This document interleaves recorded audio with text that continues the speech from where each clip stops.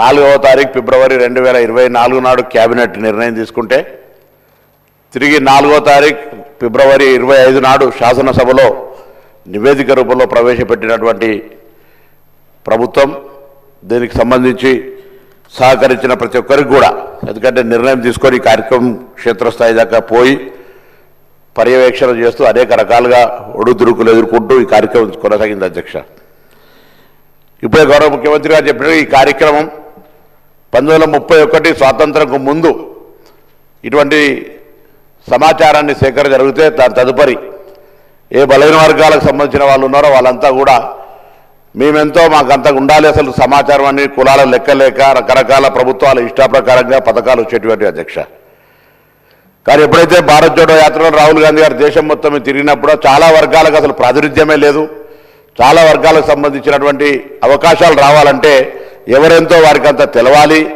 వారికి అంత రావాల్సిందే అనేటువంటి నినాదం ఇచ్చి ఎన్నికల్లో చెప్పడం జరిగింది. అధ్యక్ష, మేము కూడా తెలంగాణ ప్రదేశ్ కాంగ్రెస్ తరఫున manifesto committee chairman Sridhar Babu గారి నాయకత్వంలో ఆ రోజు కామారెడ్డి డిక్లరేషన్ కమిటీ బీసీ డిక్లరేషన్కి సంబంధించి చైర్మన్గా ఉండి మేము బలహీన వర్గాలకు సంబంధించి స్పష్టంగా మేనిఫెస్టో, జనరల్ మేనిఫెస్టోతో పాటుగా మా మేనిఫెస్టోలో పెట్టడం జరిగింది.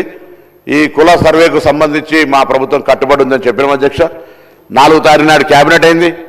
16 నాడు ఇదే సభలో అందరి గౌరవ సభ్యుల సహకారంతో ఈ యొక్క తీర్మానం చేసుకొని పార్లమెంట్ ఎన్నికల తర్వాత ప్రత్యేకమైనటువంటి కార్యక్రమాల ద్వారా ప్లానింగ్ డిపార్ట్మెంట్, తెలంగాణకు సంబంధించినటువంటి ప్లానింగ్ డిపార్ట్మెంట్ చీఫ్ సెక్రటరీ గారి ఆధ్వర్యంలో, సందీప్ సుల్తాన్ గారి ఆధ్వర్యంలో ఈ యొక్క కార్యక్రమాన్ని 1,00,000 పైన ప్రభుత్వ ఉద్యోగులను, బయటి వాళ్ళనో లేకపోతే ఇంకోవరికి సంబంధించిన సమాచారం కాక ఇది ఒక ప్రభుత్వ ఉద్యోగులను వాడుకొని సమాచారాన్ని సేకరించిన. అధ్యక్ష, నేను ఈ యొక్క సభలో ఇక్కడ ఉన్నటువంటి ఇంతకుముందు గౌరవ ముఖ్యమంత్రి గారు కోరినట్టుగా పెద్దలందరికీ కోరుతా ఉన్నా.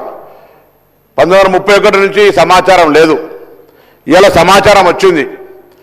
సమాచారానికి సంబంధించి ఇంకా ఏదైనా సరిచేయాల్సిన అవసరం ఉంటే, ఇంకా ముందుకు పోవడానికి బలహీన వర్గాలకు సంబంధించిన న్యాయం చేయాలనుకుంటే దయచేసి సలహాలు సూచనలు చెప్పండి. తెలంగాణ ప్రభుత్వ బలహీన వర్గాల శాఖ మంత్రిగా ప్రభుత్వం సంబంధించి వాటన్నిటినీ బలహీన వర్గాల సంక్షేమం కొరకు తీసుకొని పోతాం. దయచేసి దీన్ని కూడా ప్రతిదీ రాజకీయం చేసినట్టుగా బలహీన వర్గాల ఆకాంక్ష ఇది. నేను ఇవాళ ఇక్కడి నుంచి ఈ వేదిక నుంచి కోరుతాను, తెలంగాణ బలహీన వర్గాల నాయకత్వం ప్రతి జిల్లాలో కూడా ఇవాళ ఒక స్వేచ్ఛగా భవిష్యత్తు కార్యక్రమాలను జరుపుకుంటామనేటువంటి ఒక ఆకాంక్ష వెలుబుచ్చాల్సిన అవసరం ఉంది. సంఘాలు కానీ మేధావులు కానీ ఇది గత కాలంగా చాలా కాలంగా డిమాండ్ చేస్తున్న వాళ్ళంతా ఇలా ఒక డిమాండ్ నెరవేరింది.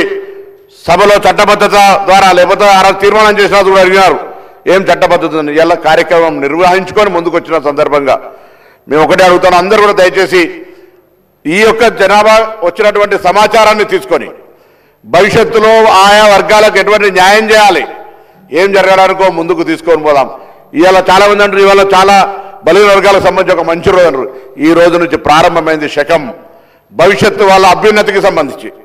ఈ ప్రభుత్వంతో పాటుగా భవిష్యత్తులో ఎక్కడైనా ఏడైనా ఈ దేశానికి రోల్ మోడల్గా తెలంగాణ ప్రభుత్వం తీసుకున్నటువంటి యొక్క సమాచార సేకరణ బరాబర్ తెలంగాణ రాష్ట్ర యొక్క తీసుకున్నటువంటి కార్యక్రమం యావత్ దేశంలో నిన్న కూడా గౌరవ ఫ్లోరం లీడర్ రాహుల్ గాంధీ గారు పార్లమెంటు వేదికగా చెప్పినారు, తెలంగాణ ప్రభుత్వం తీసుకుంటున్న చర్యల్ని ఇది తెలంగాణ ప్రభుత్వంకే కాదు తెలంగాణ ప్రాతినిధ్యం వహిస్తున్న ప్రజాప్రతినిధికి కూడా గౌరవం అనే మాట చెప్తున్నారు. ఇటువంటి ఒక అవకాశాన్ని కల్పించడానికి అందరూ కూడా అధికార పక్షమా, ప్రతిపక్షమా, మిత్రపక్షమా, ఇంకొక విపక్షమా సంబంధాలు అందరూ కూడా ఇలా నిజంగా బలహీన వర్గాలకు సంబంధించి గొత్తెత్తి వారికి న్యాయం చేయాలనే డిమాండ్ చేసే ప్రతి రాజకీయ పార్టీ దీన్ని స్వాగతించి దీని భవిష్యత్తు ప్రణాళికకు సలహాలు ఇచ్చి కార్యక్రమాన్ని ఏ విధంగా తీసుకుపోవాలనేటువంటి మాట చెప్పి ముందుకు పోవాలని కోరుతాను. ఎందుకంటే ఇది ఒక డైరెక్షన్.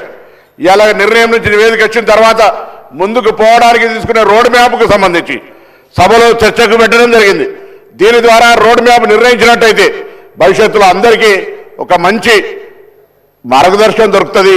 ఈ సభ తెలంగాణ వ్యాప్తంగా ఎదురు చూస్తున్నటువంటి బలహీన వర్గాలందరికీ కూడా ఒక అవకాశం ఇచ్చినట్టు. అధ్యక్ష, నేను 1986 మురళీధరరావు కమిషన్ వచ్చినాడు విద్యార్థిని. అధ్యక్ష, నా మాజీ బీసీ వెల్ఫేర్ మినిస్టర్ కమలాకర్ గారు, ఇప్పుడున్న కేంద్ర మంత్రి బండి సంజయ్ గారు కరీంనగర్ సంబంధించి అందరం కూడా ఆనాడు కమిషన్ మూవ్మెంట్లో పాల్గొని నినదించినటువంటి వాళ్ళం. ఇవాళ శాసనసభ్యులుగా ప్రభుత్వంలో ఉన్నటువంటి వాళ్ళందరం కూడా ఇది ఒక చట్టం, ఒక సేకరణ, సమాచార సేకరణ జరిగి భావి తరాలకు న్యాయం జరగడానికి ఒక ప్రతినిధిగా, బలహీన వర్గాల ప్రతినిధిగా ఇలా మా ప్రభుత్వం ఇచ్చినటువంటి అవకాశాన్ని నుంచి ఈ కార్యక్రమం చేపట్టడం అంటే జీవితంలో ఒక గొప్ప కార్యక్రమం అనే మాట ఈ సందర్భంగా గమనిస్తారు. దీనికి సంబంధించి మా నాయకుడు రాహుల్ గాంధీ గారు కానీ, గౌరవ ముఖ్యమంత్రి గారు కానీ, ఉప ముఖ్యమంత్రి గారు కానీ, కమిటీ చైర్మన్గా మాకు మార్గదర్శకత్వం చేసినటువంటి ఉత్తమ్ రెడ్డి గారు కానీ, సహచర మంత్రులు కానీ, గౌరవ ప్రతిపక్ష నాయకులు కానీ, ఇతర రాజకీయ పార్టీల నాయకులందరూ కూడా ఒక బలహీన వర్గాల మధ్య ధన్యవాదాలు తెలియజేస్తా ఉన్నా.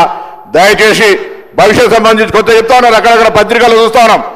వాస్తవంగా 1931కి ముందు తర్వాత ఎక్కడ కూడా బీసీలకు సంబంధించిన లెక్క లేదు అధ్యక్ష. చాలా మంది చెప్తున్నారు గతం కంటే తక్కువ ఉంటే, గతం కంటే తక్కువ ముచ్చటకు రానే రాదు. ఇప్పటివరకు లెక్కనే లేదు కదా. లెక్కనే లేనప్పుడు ఇలా జరుగుతున్న లెక్క రేపు కొలమానం అవుతుంది. దీనికి సంబంధించి ఎక్కడైనా ఇంకా భవిష్యత్తులో మళ్ళీ 5 సంవత్సరాలకు 10 సంవత్సరాలకు కులగణన జరిగే సందర్భంలో అటువంటప్పుడు తప్పకుండా మార్పు అవసరం అనుకున్నాడు. పెరిగిన జనాభా ప్రకారంగా వస్తుంది.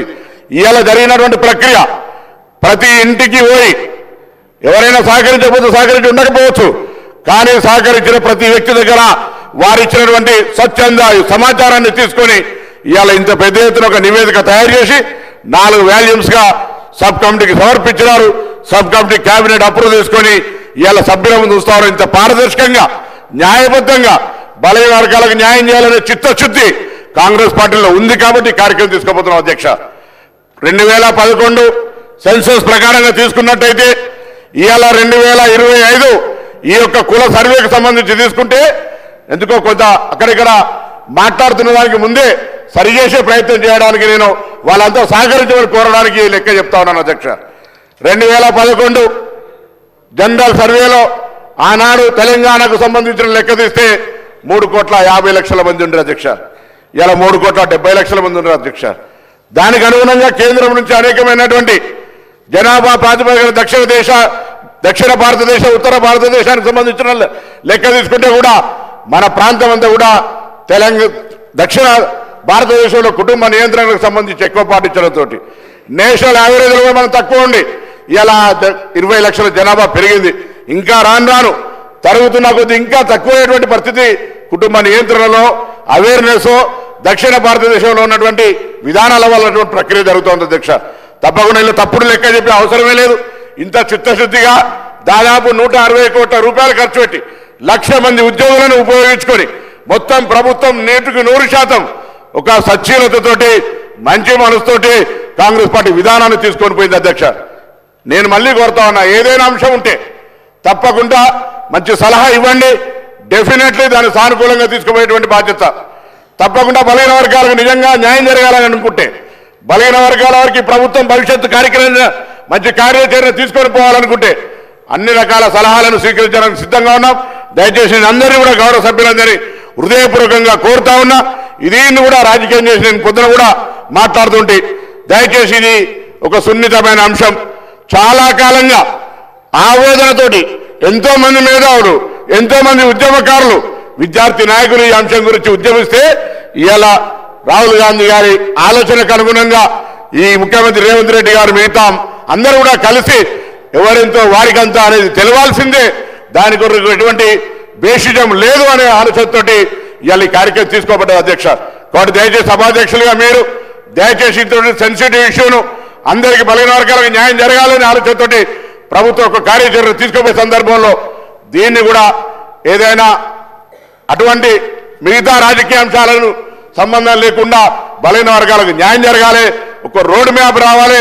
రాబోయే కాలంలో సాంకేతికంగా ఎటువంటి పథకాలు వీళ్ళకి అందించాలి, ఏం చేద్దామనే దాని కొరకు ఆలోచన చేయాలని సందర్భంగా కోరుతూ మీ ద్వారా గౌరవ సభ్యులందరికీ ఈ కార్యక్రమం నిర్వహించిన ప్రతి ఒక్కరికి కూడా మరొకసారి, ఎందుకంటే ఒక ఉద్యమ బిడ్డగా ఈ బలహీన వర్గాలకు సంబంధించినటువంటి నినాదంతో బలహీన వర్గాలకు న్యాయం జరగాలనే ఆకాంక్ష నెరవేరుతున్నప్పుడు దానికంటే మించిన సంతోషం ఇంకోటి ఉన్నది అధ్యక్ష.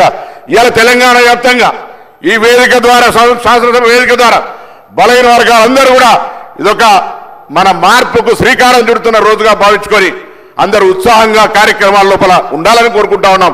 అందరూ ఈ కార్యక్రమాన్ని పార్టీలకు అతీతంగా ప్రతి ఒక్కరు బలహీన వర్గాల బిడ్డగా 10-20 సంవత్సరాల నుంచి ఇది కావాలని అడిగిన వాళ్ళంతా ఇలా రావడాన్ని స్వాగతిస్తూ ఏదైనా ఇంకా అవసరం అనుకుంటే సలహా సూచనల రూపంలో ఏమని చెప్పి సందర్భంగా ఈ సభ వేదిక ద్వారా అందరినీ కూడా కోరుతూ బలైన వర్గాలకు న్యాయం చేసినటువంటి ఈ ప్రభుత్వానికి హృదయపూర్వకంగా కూడా నేను అందులో భాగస్వామి అయినప్పటికీ కూడా ఇటువంటి ఒక గొప్ప నిర్ణయం తీసుకోవడం, చారిత్రాత్మక నిర్ణయం తీసుకోవడం, ఆ నిర్ణయంలో మంత్రిగా, సబ్ కమిటీ సభ్యుడిగా, ఆనాడు పార్టీ నాయకుడిగా, దీనికి సంబంధించినటువంటి డిక్లరేషన్ చైర్మన్ గా ఈ రోజు నివేదికకు సంబంధించి ప్రభుత్వం ఇస్తున్న దాన్ని అమలు చేయడానికి సంబంధించిన కార్యాచరణలో భాగస్వామిగా సంతోషంతో నేను అందరినీ కూడా ఇటువంటి భాగస్వామ్యాన్ని పొందమని, ఒకవేళ ఎవరైనా అప్పుడు మేము చేయలేకపోతే అయ్యో దీనికి పేరు వస్తుంది దానికి పేరు వస్తుంది ఏం అవసరం లేదు, ఇది మన వర్గాలన్నిటికీ న్యాయం జరిగే కార్యక్రమం కాబట్టి ఆ వర్గాలకు న్యాయం చేయడానికి ఒక రోడ్ మ్యాప్ని ఇచ్చే విధంగా సలహా సూచనలు ఇవ్వాలని గౌరవ సభ్యులందరినీ